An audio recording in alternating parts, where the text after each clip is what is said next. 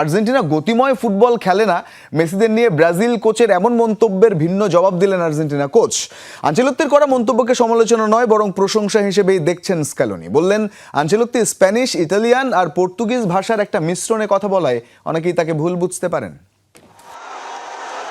2026 বিশ্বকাপে Argentina Brazil মুখোমুখি হবে কিনা তা এখনো পরিষ্কার নয়, তবে ভক্ত সমর্থকদের মধ্যে তর্ক যুদ্ধটা লেগেই থাকে। এর মাঝেই আর্জেন্টিনাকে নিয়ে করা ব্রাজিল কোচ কার্লো আনচেলত্তির একটি মন্তব্য উস্কে দেয় বিতর্ক। তবে এবার আর্জেন্টিনার বিশ্বকাপজয়ী কোচ লিওনেল স্ক্যালোনি থামিয়ে দিলেন সব উত্তাপ। আর্জেন্টিনাকে নিয়ে আনচেলত্তি ঠিক কি বলেছিলেন, বিশ্বকাপ এবং বর্তমান ফুটবল পরিস্থিতি নিয়ে কথা বলতে গিয়ে আর্জেন্টিনার খেলার ধরন নিয়ে কিছুটা কড়া বার্তা দিয়েছিলেন ইটালিয়ান মাস্টারমাইন্ড। মূলত আলবিসেলেস্তেদের খেলার স্টাইলে তীব্রতা বা ইন্টেন্সিটির ঘাটতি আছে এমন মন্তব্য করেন আনচেলত্তি। আমি এমন অনেক দল দেখেছি যারা ফেভারিট না হয়েও দুর্দান্ত ফুটবল খেলছে। আমার বিশ্বাস এবারের বিশ্বকাপটি হবে ভীষণ হাই ইন্টেন্সিটির। আর্জেন্টিনা যদিও খুব বেশি গতিময় ফুটবল খেলে না, তবে তারা ম্যাচ খুব ভালো নিয়ন্ত্রণ করতে পারে। আমার মনে হয় কোনো একক তারকা এবারের বিশ্বকাপ নির্ধারণ করে দেবে না, এটাই আমার ব্যক্তিগত মত।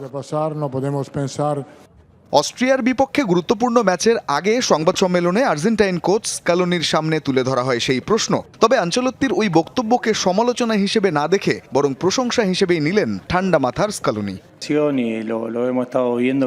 আনচেলত্তি কি বোঝাতে চেয়েছেন তা আমি বুঝতে পেরেছি। তিনি ইতিবাচকভাবে কথাটি বলেছেন, নিশ্চিতভাবে তিনি খারাপ কিছু বলেননি। আসলে সমস্যা হলো তিনি যখন কথা বলেন তখন স্প্যানিশ, ইটালিয়ান আর পর্তুগিজ ভাষায় একটা মিশ্রণ তৈরি হয়। তিনি যদি নিজের মাতৃভাষায় কথা বলতেন তাহলে হয়তো আমরা সবাই তার কথা আরো ভালোভাবে বুঝতে পারতাম। আমি তার মন্তব্যটিকে সমালোচনা নয় বরং একটা প্রশংসা হিসেবে দেখছি।